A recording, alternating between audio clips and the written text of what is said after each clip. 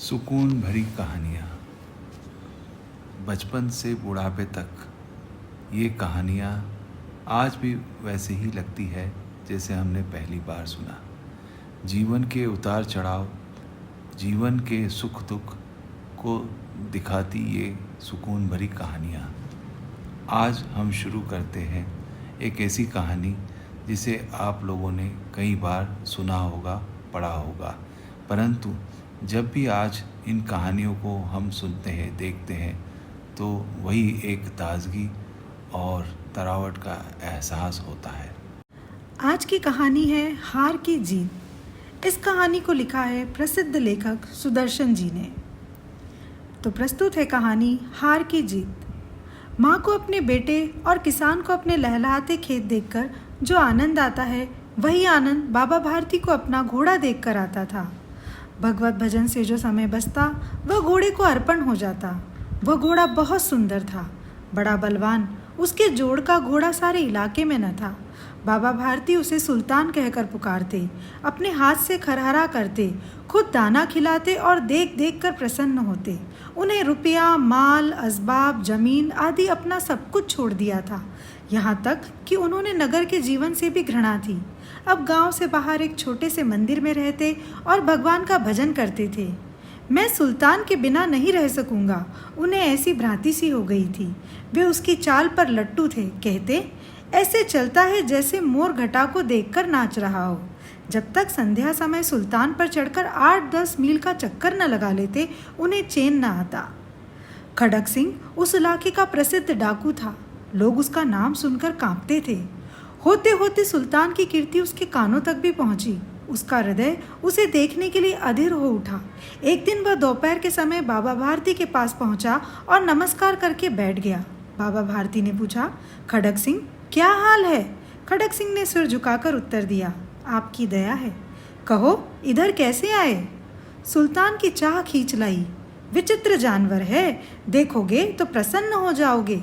मैंने भी बड़ी प्रशंसा सुनी है। उसकी चाल तुम्हारा मन मोह लेगी।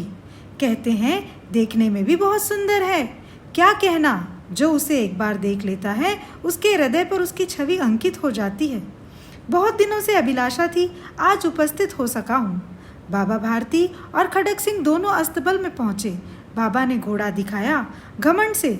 खड़क सिंह ने घोड़ा देखा आश्चर्य से। उसने सैकड़ों घोड़े देखे थे, परंतु ऐसा बांका घोड़ा उसकी आंखों से कभी न गुजरा। सोचने लगा, भाग्य की बात है, ऐसा घोड़ा खड़क सिंह के पास होना चाहिए था। इस साधु को ऐसी चीज़ों से क्या लाभ। कुछ देर तक आश्चर्य से चुपचाप खड़ा रहा। इसके पश्चात उसके हृदय में हलचल होने लगी। बालकों की सी अधीरता से बोला, परंतु बाबा जी, इसकी चाल न देखी तो क्या? बाबा भारती भी मनुष्य ही थे। अपनी चीज की प्रशंसा दूसरे के मुख से सुनने के लिए उनका हृदय भी अधीर हो गया। घोड़े को खोलकर बाहर लाए और उसकी पीठ पर हाथ फेरने लगे। एकाएक उचक्कर सवार हो गए। घोड़ा हवा से बातें करने लगा। उसकी चाल देखकर खड़क सिंह के हृदय पर सांप लौट गया। वह डाकू था और जो वस्तु उसे पसंद आ जाए उस पर वह अपना अधिकार समझता था। उसके पास बाहुबल था, आदमी थे और बेरहमी थी। जाते जाते उसने कहा, बाबा जी, मैं यह घोड़ा आपके पास न रहने दूंगा। बाबा भारती डर गए। अब उन्हें रात को नींद न आती। सारी रात अस्तबल की रखवाली में कटने लगी। प्रतिक्षण खड़क सिंह का भय लगा रहता, परंतु कई मास बीत गए और वह न आया। यहाँ तक कि बाबा भारती कुछ असावधान हो गए और इस भय को स्वप्न के भय की नाई मिथ्या समझने लगे। संध्या का समय था। बाबा भारती सुल्तान की पीठ पर सवार होकर घूमने जा रहे थे। इस समय उनकी आंखों में चमक थी, मुख पर प्रसन्नता। कभी घोड़े के शरीर को देखते, कभी उसके रंग को, और मन में फूले न समाते थे। सहसा एक ओर से आवाज आई, ओ बाबा, इस कंगले की सुनते जाना। आवाज में करुणा थी। बाबा ने घोड़े को रोक लिया। देखा एक अपाहिज वृक्ष की छाया में पड़ा करहा रहा है। बोले, क्यों, तुम्हें क्या कष्ट है? अपाहिज ने हाथ जोड़कर कहा, बाबा, मैं दुखियारा हूँ, मुझ पर दया करो। रामावाला यहाँ से 3 मील है, मुझे वहाँ जाना है। घोड़े पर चढ़ा दो, परमात्मा भला करेगा। वहाँ तुम्हारा कौन है? दुर्गादत्त वैद्य का नाम आपने सुना होगा, मैं उनका सौतेला भाई हूँ। बाबा भारती ने घोड़े से उतरकर अपाहिज को घोड़े पर सवार किया और स्वयं उसकी लगाम पकड़कर धीरे धीरे चलने लगे। सहसा उन्हें एक झटका सा लगा और लगाम हाथ से छूट गई। उनके आश्चर्य का ठिकाना न रहा जब उन्होंने देखा कि अपाहिज घोड़े की पीठ पर तनकर बैठा है और घोड़े को दौड़ाए लिए जा रहा है। उनके मुख से भय, विस्मय और निराशा से मिली हुई चीख निकल गई। वह अपाहिज डाकू खड़क सिंह था। बाबा भारती कुछ देर तक चुप रहे। कुछ समय पश्चात कुछ निश्चय करके पूरे बल से चिल्लाकर बोले, जरा ठहर जाओ। खड़क सिंह ने यह आवाज़ सुनकर घोड़ा रोक लिया और उसकी गर्दन पर प्यार से हाथ फेरते हुए कहा, बाबा जी, अब यह घोड़ा ना दूंगा, परंतु एक बात सुनते जाओ। खड़क सिंह ठहर गया।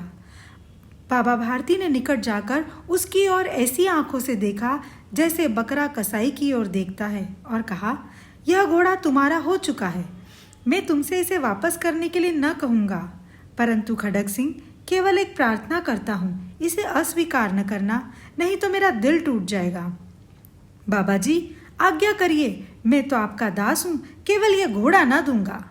अब घोड़े का नाम न लो, मैं तुमसे इस विषय में कुछ ना कहूँगा। मेरी प्रार्थना केवल यह है कि इस घटना को किसी के सामने प्रकट ना करना। खड़क सिंह का मुंह आश्चर्य से खुला रह गया। उसे लगा कि उसे घोड़े को लेकर यहाँ से भागना पड़ेगा, परंतु बाबा भारती ने स्वयं उसे कहा कि इस घटना को किसी के सामने प्रकट न करना।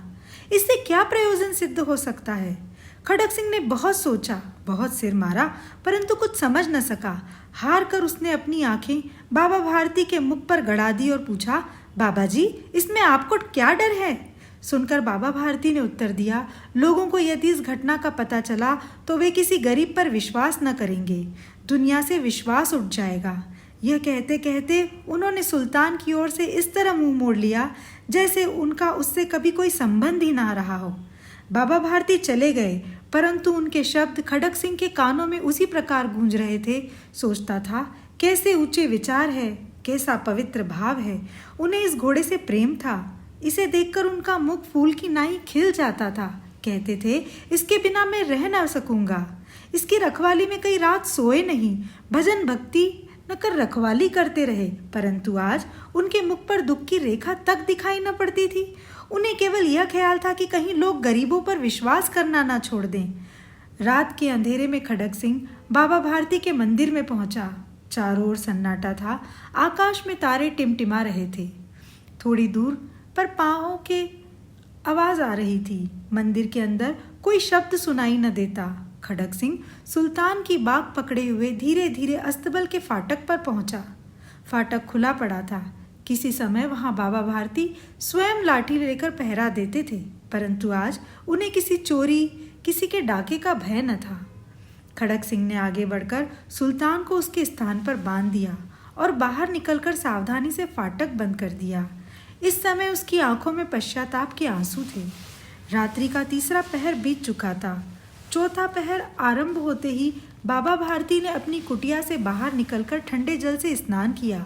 उसके पश्चात इस प्रकार जैसे कोई स्वप्न में चल रहा हो, उनके पांव अस्तबल की ओर बढ़े, परंतु फाटक पर पहुंचकर उनको अपनी भूल प्रतीत हुई।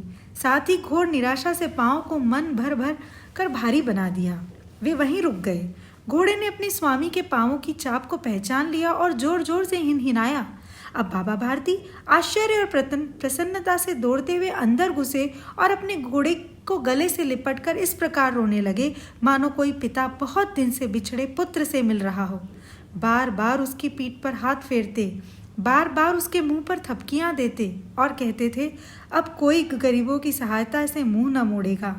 थोड़ी देर बाद जब वह अस्तबल से बाहर निकले तो उनकी आंखों से आंसू बह रहे थे। ये आंसू उसी भूमि पर ठीक उसी जगह गिर रहे थे जहां बाहर निकलने के बाद खड़क सिंह खड़ा होकर रोया था। दोनों के आंसुओं का उस भूमि की मिट्टी पर परस्पर मेल हो गया था। साथियों, कई बार छल होता है जो हमारे अपने करते हैं, हमारे मित्र करते हैं और हमारे आसपास कई अनजान होते हैं, उनके द्वारा यह छल होता है। यह कहानी यकायक याद आई और जीवन में कुछ घटित हुआ, उस मोड़ पर आकर कहीं ये कहानी ने एक बार फिर सोचने के लिए मजबूर किया।